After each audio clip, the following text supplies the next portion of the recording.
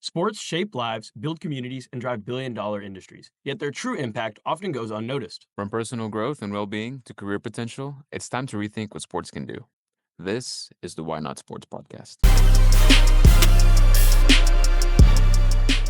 All right, welcome to the Why Not Sports podcast, a podcast where we dive into the business and community side of sports. Today, we are honored to welcome Ben Valenta. Ben Valenta is the Senior Vice President of Strategy and Analytics at Fox Sports and co-author of the book Fans Have More Friends. His work explores the profound social benefits of sports fandom, revealing how rooting for a team can forge stronger communities, deepen friendships, and foster lifelong connections. Drawing on vast amounts of data and real-world anecdotes, Ben illuminates why sports fans often enjoy happier, healthier, and more socially engaged lives. Before joining Fox, he served as a consultant for an impressive roster of clients, including Nike, the NFL, YouTube, ESPN, National Geographic, NBC News, the New York Knicks, and the New York Rangers, refining his expertise in analytics and strategic thinking. Ben's journey and insights highlight the transformative power of sports, and we're thrilled to share his perspective here on the podcast. Ben Valenta, welcome to the show. Thanks for having me. I'm excited to be here. Absolutely, Ben. Thank you for joining us. And Ben, the first question that we love to start off with is, what's your sports story? Well, I grew up playing sports, and I grew up in a household that loved sports. I grew up in Denver, Colorado. For anyone who has been to Colorado, they recognize that it's a Bronco state. Denver is a Bronco city. My line on the Broncos and their dominance over the city is, even if the Nuggets are in the playoffs in June and making a run as they have done recently, if you flip on sports talk radio, they're going to be talking about the Broncos in the offseason. So I grew up, in that kind of environment. It sort of led me to looking back, connect some of the dots about how I became a fan and how fandom actually works. It's in that context of the family bonding environment, and so I went on to college at Colorado in Boulder, and was always at basketball games, always at football games, and it just kind of became a regular part of my social life. That led me to not directly want to get involved in the sports business, but when the opportunity presented itself later in my career, I jumped at it. Absolutely. And I got to meet Mark Schler where I was in New York. Are you and Mark big friends? I'm assuming Joe Klatt too up there in LA. Yeah. Everybody, all the Buffs we're all bonded by that. Coming from the same school. Absolutely. And Ben, I want to talk about the process of how you started to write the book. I have a quote pulled up here from your book. It says that you guys wanted to help sports fans and those who love us understand the true impact of fandom and why they're inspired to live into their passion with purpose. So can you talk a little bit about that and kind of what inspired you to actually write the book? Yeah, it's a really good question, because the book is really an expression of what I'm supposed to do for my job. And I would characterize the primary responsibility I have at Fox Sports is to understand the sports fan. The journey started prior to landing at Fox Sports. You listed in my bio some of the clients that I had as a consultant, and there was a lot of sports, there was a lot of media in that makeup of clients, but it was really doing some work for the Knicks and the Rangers that sort of helped cement the point of view I had on sports fandom and where it comes from. And it's really about this desire to connect with other people. That ultimately is the motivating force that animates fan engagement. And when I landed at Fox, I kind of continued to build out that idea. It wasn't even,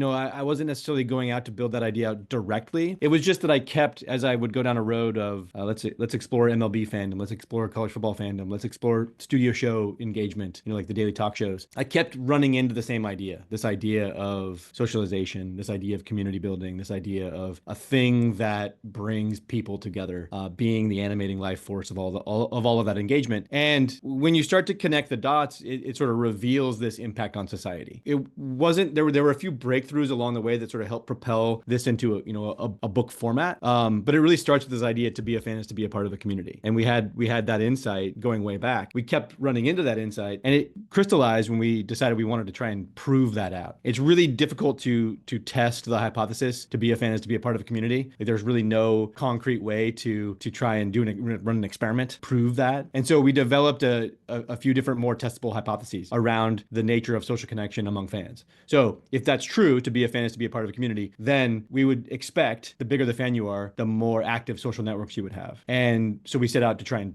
test that. And what we found is that the bigger the fan you are, the more friends you're going to have. So Fans Have More Friends is the title of the book, and is really the line that encompasses all of our thinking around sports fandom and why fans engage. And when you recognize that is the actual outcome, that's the manifestation of fandom in a person's life, and then you bubble that up to society, when you recognize that there are conservatively, let's say 100 million fans in the US today alone, you're talking about a force that can benefit society at that level, at that sort of population level. And so that's when it became a book. That's when we went from, oh, this is an interesting insight to understand how the business works and how fans engage and why the consumer in this space buys the thing, to, oh, we should actually be talking about this in a different way entirely. This actually requires us to explore this in sort of a book-like exploration of the topic, because it's a thing that can truly move the needle at a population level. And kind of digging deeper into that kind of population level insights that y'all gained, I saw that y'all uncovered that fans are more likely to register to vote, they're more likely to give to charity, and they're also more likely to have trust in institutions. Why do you think all of those arise? I guess you can talk about that maybe at a whole level or break it down individually. Well, yeah, I think it's worth just kind of like talking about the line of thinking here. So what we've done is we didn't just stop at fans have more. It was fans have more friends. They actually interact with those people more frequently. They value those relationships more. And then we just started to include in our regular surveying of fans a variety of social and wellness, mental health, physiological health metrics, right?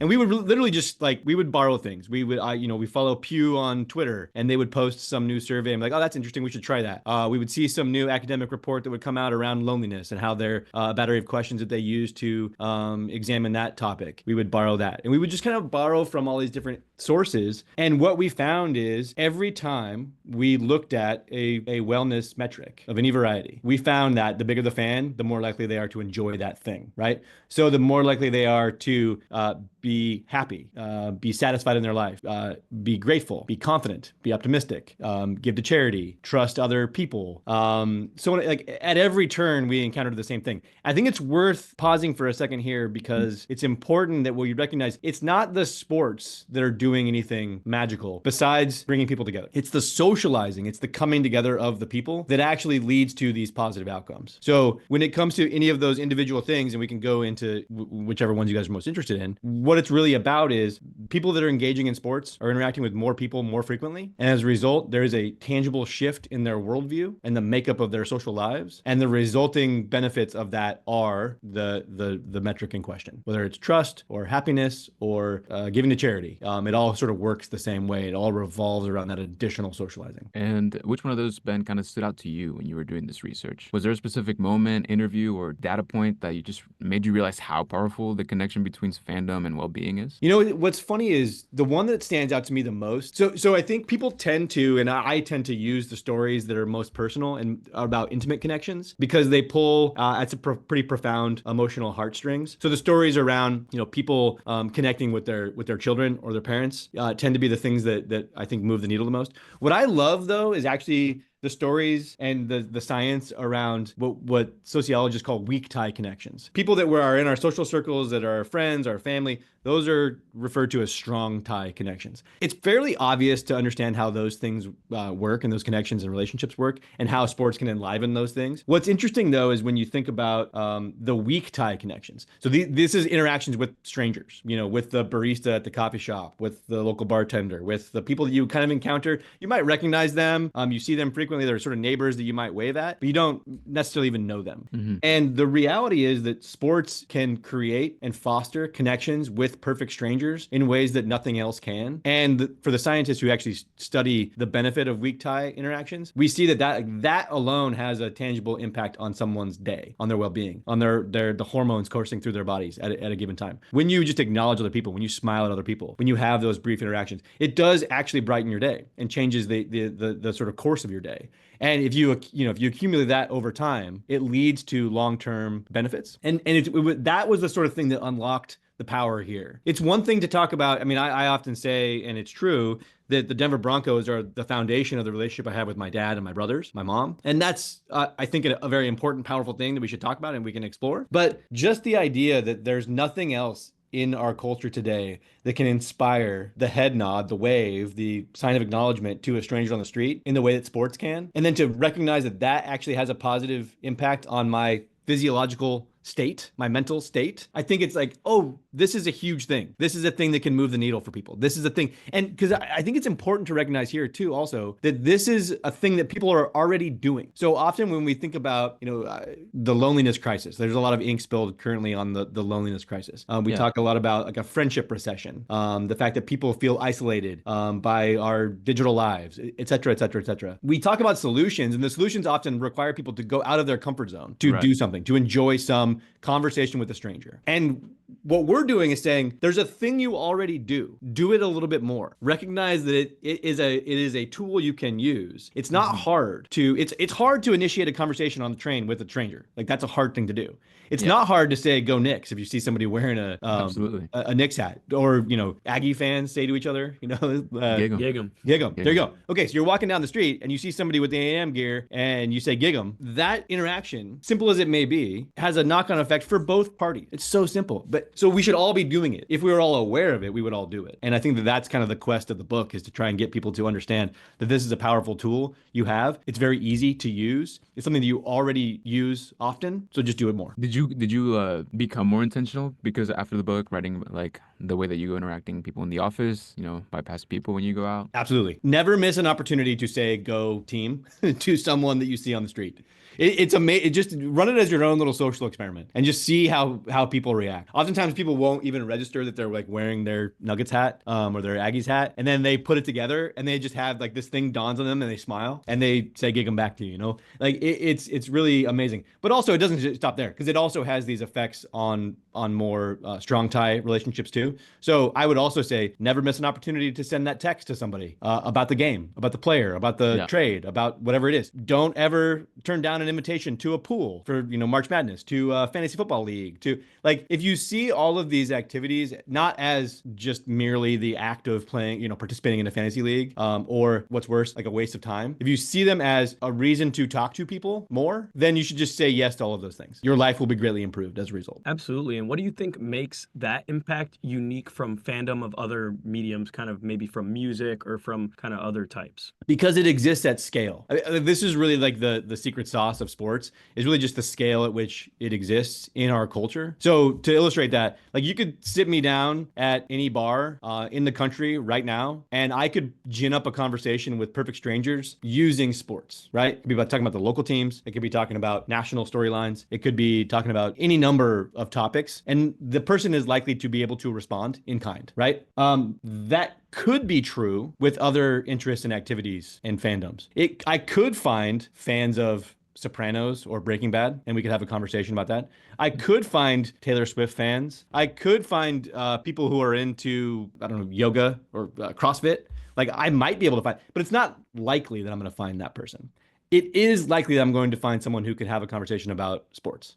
And that's really the secret sauce here. I think the other thing I would add to that answer, though, is that the beauty of the sports calendar in this country is it creates this reliable, recurring rhythm of event. There's always an event on the horizon. So we just got through the NFL season. We wrap with the Super Bowl. We very quickly move on to Daytona 500.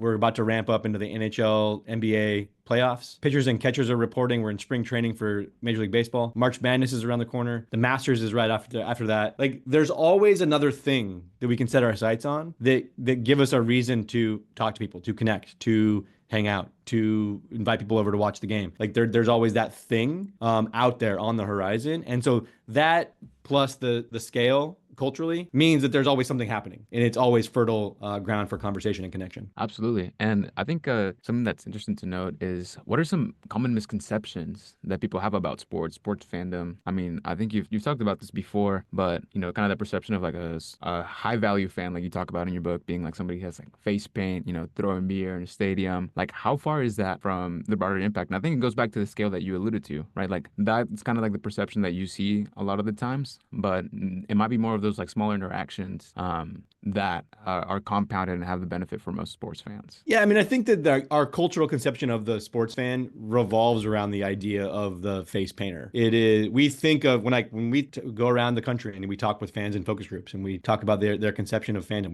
When you sort of stop to think of, what do I think of when I think of sports fan? Oftentimes it does go to that sort of fanatical end of the spectrum, and that person exists. Like, I'm not I wouldn't say that they're wrong per se, but they're fixated on the extreme end of something. Sometimes that can be billed as, oh, this person's kind of crazy because they're so engaged in this thing. It can also kind of like devolve into this is bad behavior, right? Or something that we should roll our eyes at. I can't believe you guys are just like in the garage watching sports together. Don't you have anything better to do with your time? This is a waste of time. This is like we sort of want to reflexively put sports in this box of this is kind of like a mindless extravagance. It is a waste of time. It is sort of meaningless. It leads to bad behavior. The Broad Street Philly fans who are rioting and like they have to grease the street lamps because people are climbing and overturning cars. Like again, that stuff happens, but it's also just like this extreme behavior that's not normal. Most fans don't do that kind of stuff, and it sort of colors this conception that this thing is kind of like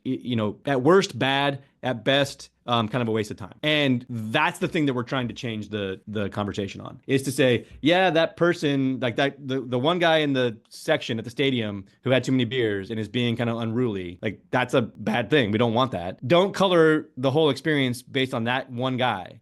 Think about, there's around that one guy are several families, several groups of buddies, several people enjoying this moment of connection together. So for every time I see a post on social media about like, bad Philly fans rioting in the streets, you could see 3 or 4 or 5 posts for every one. It's like, this is my son's first game. And he's wearing the jersey I got him for his birthday, and we're so excited to share this memory together. And it's like, let's focus on that stuff, right? Like, let's focus on the amount, because that's what's actually happening at scale. It's mostly that, and it's a little bit this other thing. And we, the media kind of focuses on the other thing, and we should be focusing on the good stuff that emerges from this behavior. And then that would just cause us to reframe things. So if you like to extend this into, I know you guys are in college, but as you get older, your friends start to settle down, they get married, it becomes harder to hang out. So what happens is, we have this fantasy football weekend where we're going to do the draft, right? And all the guys are excited to get together and we're going to see our friends. And their partners often will sort of roll their eyes at this idea.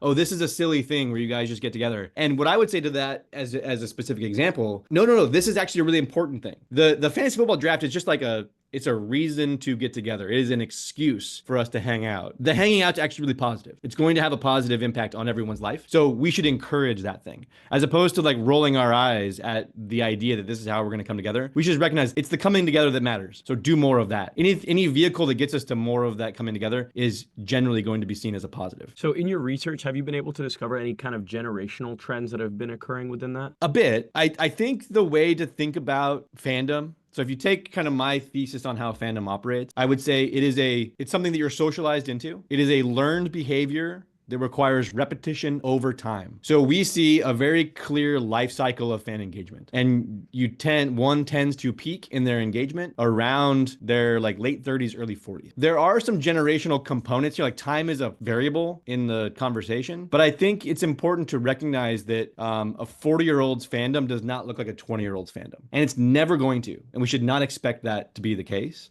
because there's just because that 40-year-old has 20 years of repetition of the learned behavior that has brought them into the point of engagement that they're in now. So there are differences when we think about how a 20-year-old today engages from a 20-year-old 30 years ago.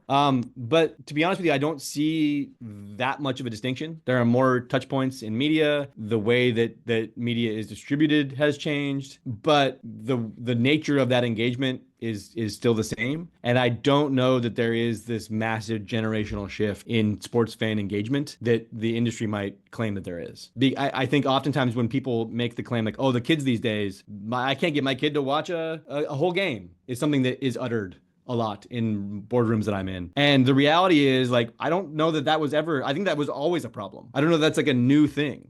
When I was 8, I wasn't watching whole games. I guarantee you, like, it wasn't happening. 8-year-olds tend to not have the attention span to be able to sit through a 3-hour game. It's just not a realistic expectation as someone who lives with a 7-year-old. I think that we kind of we sort of overemphasize that without sort of stepping back to take a clear picture of like, how does this world actually work? How does this behavior actually get ingrained in someone's everyday life? Where does engagement come from? And when we understand where engagement comes from, I think it gives us a clear-eyed view of these potential generational differences, and then also where the generations are the same. Absolutely. And Ben, something that I really want to ask you about is about the sports flywheel. So, I mean, I know there's a story in your book about a girl named Jennifer who moved from Jamaica, immigrated to the United States, the way that she connected with her family, connected with friends in school, assimilated to the culture, and even like contributed to some of her like great qualities later down in life was coming down to becoming a Raiders fan and watching sports with her uncles. I mean, I immigrated from Mexico when I was 10 years old. The way that I assimilated into the culture here was learning how to play basketball, how to play football. I knew how to play soccer. I didn't speak English, but the kids knew that I was good at soccer, right? I mean, the Spurs won the championship the year that I moved to San Antonio. It was a fascinating way to be welcomed into the American sports culture, and so I believe in that flywheel.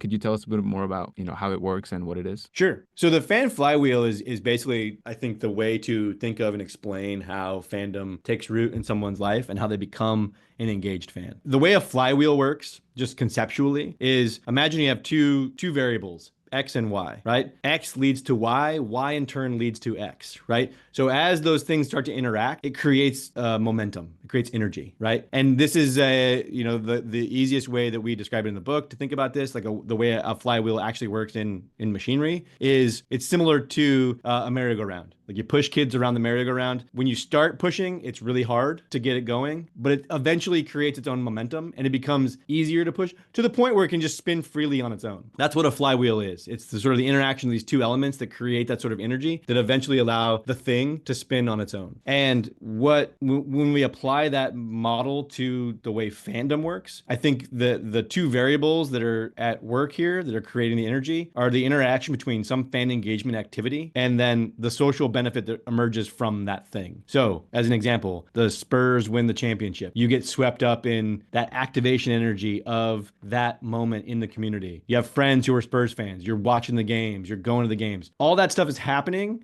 And each time that there's a moment of fan engagement, the result of that thing is social engagement, right? You're doing that thing with another person, right? And so the interplay of that only encourages more fan engagement, which then leads to more social engagement, which encourages more fan engagement, and so on and so forth. The flywheel starts to spin. And that's really what we're talking about when we think about fandom. Again, I come back to the line I said earlier. Fandom is a learned behavior that requires repetition over time, right? It's the accumulation of spins on the flywheel, in other words, that ultimately results in the highly engaged fan.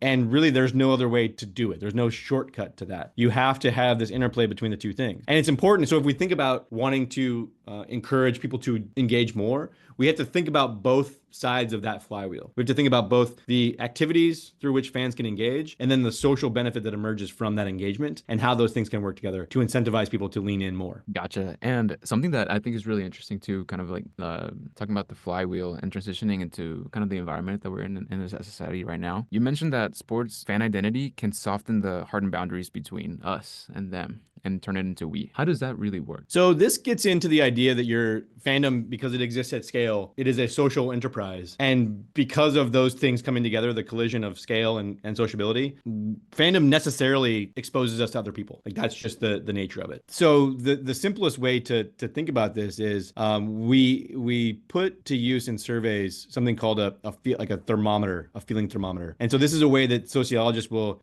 test the feelings of one group compared to the other group, right? How do they feel about that other group? And so if we think about like partisan politics, we basically look at how do Republicans view Democrats, how do Democrats view Republicans? And what we found is that the bigger the fan, the more likely the person is to feel positively, to feel warmer feelings about the opposing political party. So in other words, the bigger the Republican fan, the more likely they are to view Democrats positively. Vice versa. The bigger the Democrat fan, the more likely they are to view Republicans positively. And so again, this is not sports necessarily doing some amazing work other than to socialize people more. And the socialization is the thing that improves trust with other people.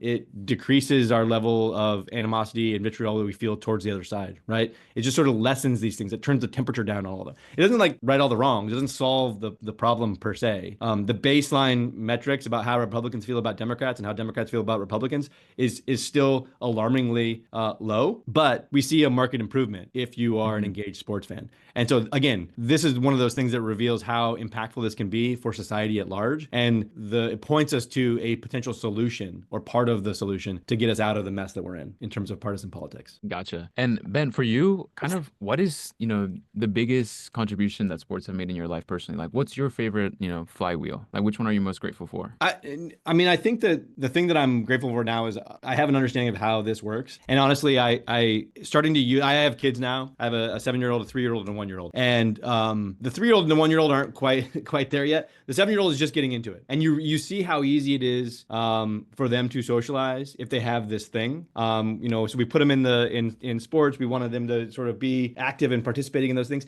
But we also are modeling this behavior of sports fandom. We put the games on, soccer games in the morning on Saturdays, basketball games on in the evening. We follow the baseball teams locally, watching football on Sunday. And you sort of see all of a sudden it's like a little bit of interest here, a little bit of interest here. I'm coach of the Pee Wee basketball team with my 7-year-old son.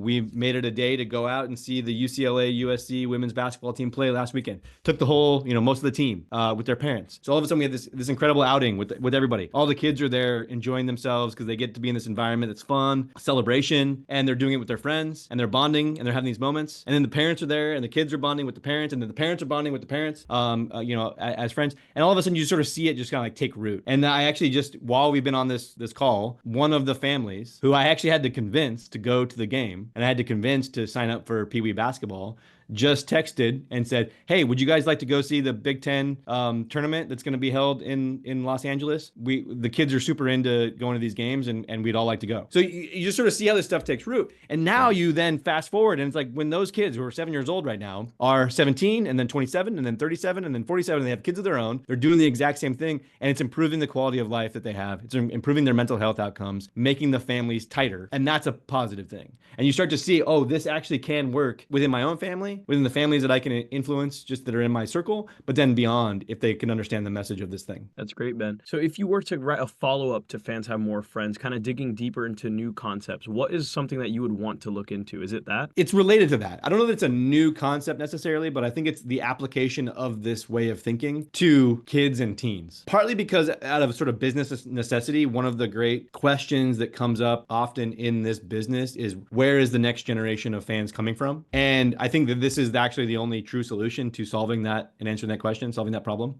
So I think exploring it from that angle, but I also think it's sort of recognizing, taking more like the social impact side of this and getting parents to recognize the power of this thing, right? I think so when we think about like sports participation, most parents, I think, would intuitively recognize that sports participation is a good thing for their kids. They are physically active. They learn lessons like teamwork and hard work, and they learn how to succeed. They learn how to fail. All these things are positive. And I agree. I'm pro participation. I think what I would want to try and get across to parents is that fandom is acting in a similar way. It is a language you can teach kids that they can use as they become adults to socialize. And you're basically imparting a social skill to your children by modeling fan behavior. What we found is we've gone around the country and we've investigated that idea with parents and with families and with kids. What we found is that parents don't necessarily recognize that. They're not proactive enough about trying to teach that behavior to their kids. And but it requires you to be proactive. It requires you to model the behavior.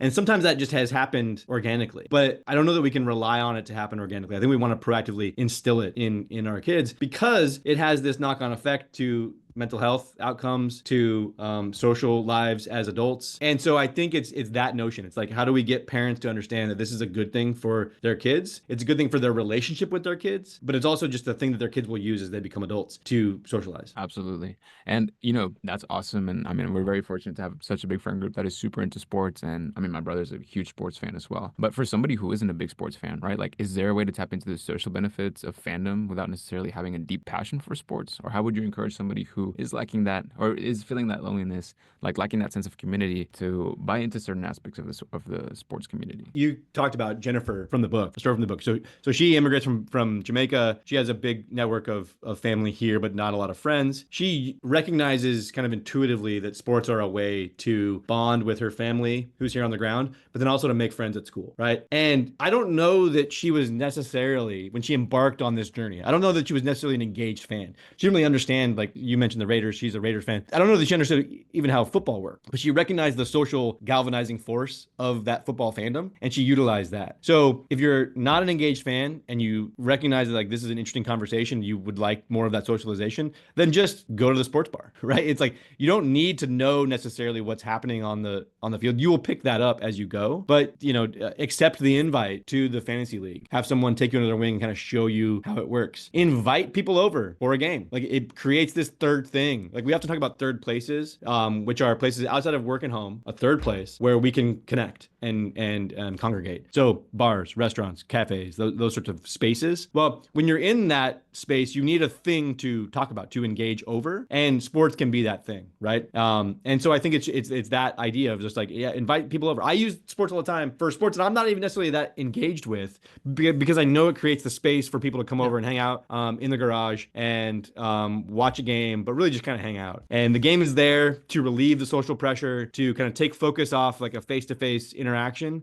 give us something to do, in other words, but it also means we can connect. And the sports are kind of like there just creating the space for that connection. And I think anyone who's maybe not as interested in the outcome of the Aggies game can just recognize like, oh, if I just invite people over for the Aggies game, we can all hang out. We can have a party. If someone invites me over, I can just go do that thing. And so that's what I would say is like, you can either focus on the sports side of it, the fan engagement side of the flywheel, or you can focus on the social side of the flywheel. If you want more fans to be engaged, you should think about the social side of the flywheel. If you want more socializing, you should think about the fan side of the flywheel. And I think that's the way they sort of get this thing spinning. Absolutely. And for you, Ben, you have an amazing position at Fox Sports. You are at that intersection of sports, culture, and media. How does it drive you, to do your job? Like, how do you do your job better through these insights? And you kind of alluded to the beginning of the episode, but kind of stepping back, I mean, I'm sure, you have such an awesome job. Like, do you ever step back and you think like, wow, like this is such a cool position that I'm in? Like, how has that like changed your approach to it? I mean, it's certainly something that I think about often. I'm definitely blessed to be in the position that I'm in and to be able to work on the things that I get to work on. I think that this insight and kind of the journey that we've been on, unlocking this insight and exploring the impact of this insight, have been truly inspirational. Like when you recognize that this thing that we're working on is something that impacts the quality of people's day-to-day lives. It's not something just to eye roll. It's not just like sort of a mindless waste of time. It is something that truly affects society. That gives you a palpable sense of mission, right, and purpose about the work that you're doing. It's not just for to make the company more money or to advance in my career. It's to say to the people around me, like, all the work that we're doing, the sacrifice that you make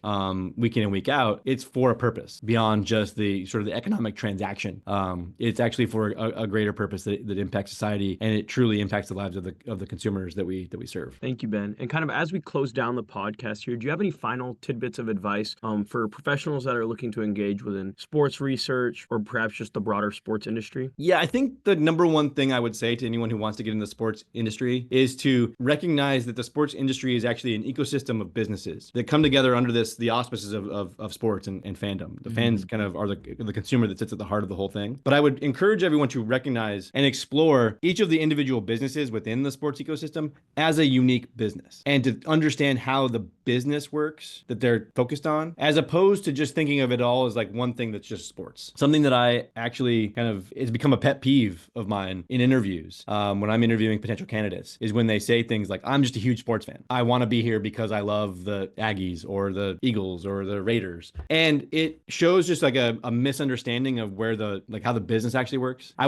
work in the media business. That's actually what I work in. I'm more interested in thinking about and talking about the media business than I am sports. Sports media is a part of what we do, but like we have to kind of understand how the revenue works. What's the business model? And I think I would encourage everyone who's looking to get into sports to understand like what is the business that you're actually trying to get into underneath sports. And if you can have a conversation about that that business, then I think you are in a much better position than someone who's just coming in saying, oh, I'm a huge fan and I've always wanted to work in sports. What does that mean?